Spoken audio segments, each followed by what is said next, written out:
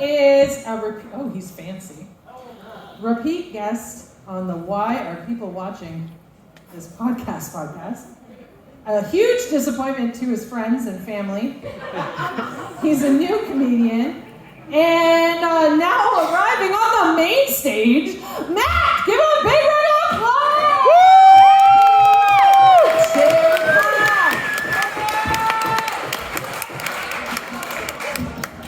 How are we doing, gang? Excellent. My name is Matt McGlashan. Thank you all so much for having me. A little bit about myself, because some of y'all don't know who I am yet. My name's Matt McGlashan. I smoke weed, as you can tell. I don't smoke a lot of weed, but I do smoke what my friends would describe as a lot of weed. Like, I have a couple things that are weird about me. I also say thank you after sex, but I also live in a van, so that's why I say thank you after sex. I didn't have to do that, thank you. I love living in my van. Living in my van has been very fun. I moved into my van recently, but it's really weird. The way I park my van is a lot like how I fuck. Like, it's strange. It takes me about 3 minutes to 7 minutes to get into place. I'm reversing about 2 to 5 times and I've come in 15 seconds. I do come when I reverse into Sparks. It's amazing. I did move into the van recently. It's been really nice. Moving into your van in your early 20s is such a weird experience because you're the first of your friends to own property. It's real exciting. And then a few more years go by and everyone's buying houses and plots of land and you're like, oh fuck, we could do this for real? Y'all told me we would never own anything. It's weird being in a van. I realized recently that it's a gentrified version of homelessness. I've spent way too much to still be where I am. I don't have an oven, but I also have $30,000 of debt still. I'm really enjoying living in the van. It's been good. I'm trying to save up for everything that Apple has, so saving money has been solid there. The only thing that I don't have at this point in time is an Apple Watch, but I don't think I have the responsibility to get it yet. Because my heart rate spikes real easy, so I know that I'm just gonna spend way too much time watching horror movies or getting fired to fake that I'm exercising. The second that Apple is you've completed one of your rings with emotional trauma, I'll be oh, that's way easier than jogging. I have been trying to unplug lately. I feel I do too much with technology, so I went on a camping trip with some friends recently. It was really nice. We went out into the middle of nowhere because we all wanted to get murdered. I love going out to vacations out in the middle of nowhere like that. I always volunteer to drive because I can bring a ton of stuff. And obviously the guy that helps out is always the first one to go in a horror movie. I definitely would never be able to find this place again. If you gave me 2 spots in the in the middle of the forest and you were one of these was where you stay, I would have no fucking idea which one it was. This place had one thing that I think might tip me off. It was when we were pulling up, there was this bridge that you had to cross to get onto the property. And it was the ricketiest fucking bridge I have ever seen. This thing looked like it was gonna collapse and the ravine that it was crossing would just swallow my van whole. At that point, my van would just have to become the bridge and I would have to assume my role as the bridge troll, asking weird questions where does the swallow fly in the winter? Why did the bridge not support me?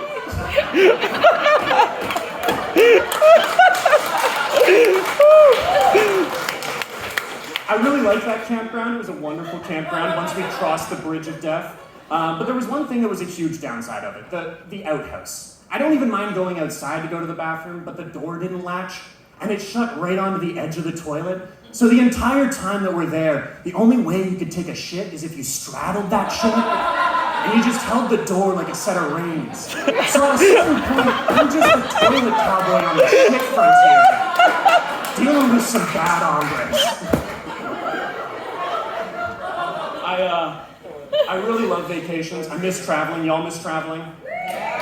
One thing I will say I don't miss about traveling, I'm so terrified of flying. I hate flying. I'm always scared when I'm in the sky. There's a few things that can make me feel more reassured. One of them is having the map up. I always throw the map on the back of my seat. I think it's because I don't trust pilots.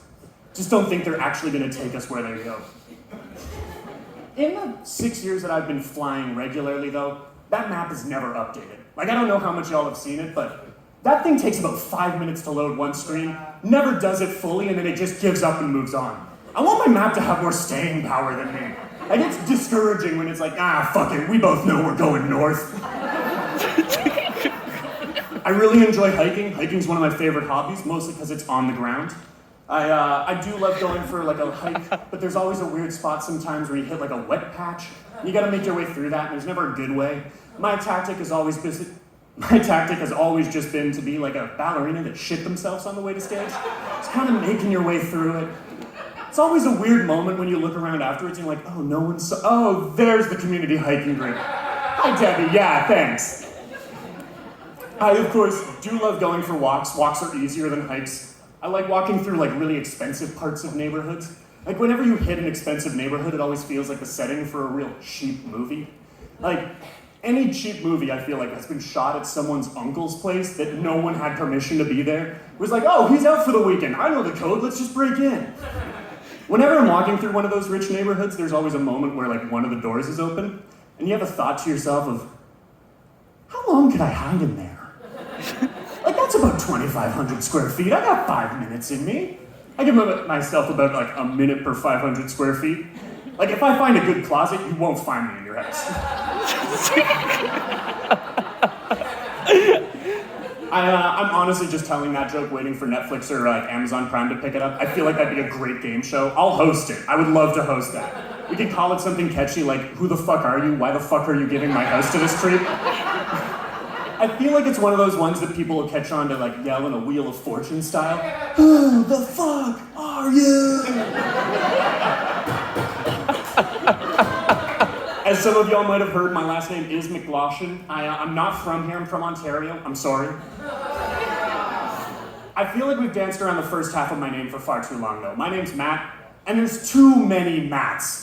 I'm sorry, like everywhere I go there is another Matt here, and we just need to retire this. I need to shut it down. I feel like I am the last Matt. If you were born after me, I'm sorry, you're a mark now. We're gonna send every one of us to a mark until they seem like a sketchy dude again. Being from Ontario, I do realize that every once in a while there's like weird things that I say differently from y'all. Like one of the things that I say differently is the phrase should be good to go. Whenever I say that like I normally say it, it kind of sounds like a drum solo. It's a little bit like should be good to go. And whenever I say that, I kind of feel like I'm killing it in that moment. Like it's always been a moment where I've gotten my shit together and I feel a little like a rock star. But how much of a rock star am I if I'm the fucking drummer? Like, the drummer's the guy in back who is not doing anything cool. Like, the drummer is back there looking at the front guy being like, oh man, Rory's really gonna fuck that guy tonight. Man, it's sounding really tight lately. It should be good to go kind of sounds like a drum solo. I have lost my spot. Being on the East Coast is weird. Like, I'm not the only one that's weird out here. Y'all have some things that you do differently than the rest of Canada. The other day, one of my friends was telling me a news story about something that happened out here. It was a regional, happening. We were talking about a fight that happened outside of an NSLC. And they're like, yeah, cousin Danny beat cousin Jeremy up outside the NSLC. And that's not happening anywhere else in the country. Nowhere else is that making news. And I guarantee you nowhere else are they telling me who won that fight. What the fuck is that we need to know Danny's crushing it? Y'all need to appreciate your culture a bit more. I love it so much. Family is important to me. Brothers fighting brothers is very important to me. I recently learned of a new holiday that actually came into being. Y'all know the day after Father's Day? That's a national holiday. Yeah, it's Deadbeat Dad's Day. I don't blame you guys for not knowing. Apparently it only comes around every other year.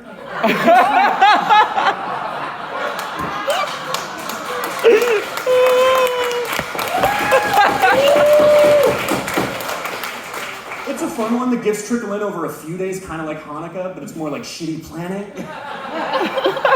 And there's always some fun for the young kids. The older ones are definitely catching on, so we gotta retire it eventually, but I feel like every family also has a successful kid. Y'all feel like that? There's always a wonder child. I feel like some families realize that out the gate and they make a called shot with some names. I feel like the Thunbergs did that. Anyone else familiar with Greta Thunberg, the environmentalist? Excellent. Yeah. Okay. Excellent. She has a sister that you don't know about. And And I'm gonna let you guess 3 times what her parents crushed it with naming her as. Hint, it's Beta. How fucking called of a shot is that? Just, Greta, you're 1, you're gonna crush this for the rest of your life. Beta, just have some fucking fun out there, kiddo. I, of course, am the one that's crushing it, the alpha in my family, so you know things are going really well for the McGlashans. Back in the day, I used to also be the fighter for my family, so you know things went well for the McGlashans. And of course, as an aspiring stand-up, things are gonna go well for the McGlashans for years to come. I love my grandma. My grandma's been sitting me down lately a lot because I'm doing more stand-up and I'm out in front of people more, and she's really worried about my appearance. Because I'm the publicly facing McGlashan. I gotta put the best foot forward. So she'll sit me down and she'll have a conversation. She'll be like, Matt, you really gotta shave your goatee. I'm sorry, my grandma's Batman. But she'll sit me down, she'll be really serious. Matt, you gotta shave your goatee. It doesn't make you look approachable. You look creepy. You need a mustache. So we know her judgment's going. And it's just sad to see, because this guy is not getting more gigs. This guy makes his own granola to abduct kids from the block. Don't mind if I switch pivot for a moment and just share some high thoughts with y'all? I've been writing down some high thoughts lately, it's been great. Y'all think turtles grieve? Like, they've been around for long enough. One of their owners has to die eventually and they gotta process that shit. And do they have like little therapists that they go to? Is that what tortoises are? I think that we figured it out. Y'all also intimidated by the Kraft peanut butter bears? Like, every time I look at those fuckers, they look like I brought smooth peanut butter into a crunchy fucking neighborhood. I don't think I'm responsible enough to have a tail. Like, I want a dog tail, but I would lose it constantly. Like, not at parties and shit, it wouldn't be like, Jeremy, where's my tail? But I would be constantly forgetting it, like it was there. So at parties, I'd just be knocking shit over constantly. Like, I live in a van. I'm love handling shit off my shelves far too often. I do love dogs. I love dogs so fucking much, but I'm worried that they don't like fetch. Y'all thought about this? Like, I think they're really proud of their shit and we keep hucking it across all of their fucking existence. Like, can you imagine doing that to a person? I'm a manager. I work in an office. Imagine if someone came to me and they're like, Matt, I want to get your feedback on this project. And I was like, great, Alex. Now go deep. You'll get it next time, man. Get those legs up. Like, can you imagine your kid comes home from school and is like, Dad, I made you macaroni art. It looks just like you, right? And you're like, yeah, son. Now work on those legs. Can you imagine someone proposing to you? In a park, most vulnerable. Will you make me the happiest man alive? Only if you catch it in your mouth! We're definitely getting into the spooky season here. It's not October yet, but it's October in my heart. Y'all, anyone else here like horror movies? Woo! I love horror movies. I love scaring myself. I've watched horror movies like all my life. I learned something the other day, that even after my 353rd horror movie, sometimes the scene just hits different. Like the other day I was watching this one murder, and I got a little uncomfortable. So I stood up and I was like, I'm gonna walk away from my phone for this period of time. Little did I know, I was wearing wireless earbuds. So the murder followed me. And there's like an interesting point in your life when you're standing up panicking and suddenly fight or flight kicks in. And I learned that fight or flight has a secret third option. Faint. Yeah, it turns out that when Matt's body gets scared and anxious and hears the sounds of murder, his brain's like, oh, cool, shut him down so he can't do anything. We don't want him feeling the death, he's not making it out. I have been looking for love lately. There's only so long that I've been able to catch myself just subconsciously jerking it in my van before you have to do something about it. This isn't even fun anymore. So I was on Tinder the other night, and I was sending some pickup lines, and Tinder has a function where they will tell you to slow down if something seems edgy. Like, okay, let me paint a picture for y'all. It was 1:27, I'm horny as fuck. I'm matched with someone whose bio reads, I'm not into hookup culture or crackheads. And I was like, nailed it, got my opening line. Shit, I was gonna suggest we smoke crack and hook up. Would you like to smoke pot and make out instead? Still trying to hook up. And when I hit send on that, Tinder just popped up a message on the screen that was like, whoa, buddy, you sure you want to send that? It's 1:30 a.m. and you just said crack and hook up in the same message. To which I was like, fucking of course, Tinder, hold my beer. I hit send, they did not reply. Things have been getting a little bit better though lately. I've been trying to look for love in different places. There's some weird places you can find it though. Like, anyone else go through the drive-thru at McDonald's? Y'all get those coffees there? Oh God, those cups. They look like a duck that's just eternally screaming. And the only way you can silence it is by making out with it. So if you're as lonely as me, that's a great way to get some love in your heart. Now, of course, there is like a better place to find love. I did recently start seeing someone. It's been going well. Woo! Thank you.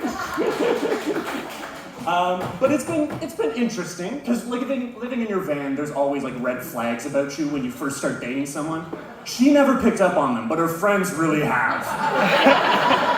Her friends keep telling her that I'm dating her for her house, which is just so fucking insulting. Like, I love my van. I love it there. It's great. I'm clearly dating her for a green card. She's fucking American. I need to get in that market. Anyone else here a couple? Anyone else? Good for you guys. Y'all have a side of the bed that you sleep on, right? Not us. We're barely functioning adults. We swap sides all the time. But you can always tell which side that we have slept on. If you came in the morning and both of us were out of the bed, there's a very clear way to tell. One side looks like a normal person slept there. And the other side, my side looks like a snowman melted overnight. And if you were a good sleuth, you would get in and investigate a little, and you'd lick the snowman puddle. You'd realize this is a really salty snowman. Did someone make a snowman with snow from the road? Or who would build a snowman next to this person? Who let a snowman sleep next to this beautiful woman? Okay, we need to get this out of here. Like, it's one of those things that's gotten so bad where I'm sleeping on a towel now. I'm trying to take more pride in my hygiene. I'm trying to take like a little bit more for my appearance because like I am seeing someone. So I'm sleeping on the towel. I've been shaving regularly. I know you can't tell. I've been brushing my teeth. I know you also can't tell.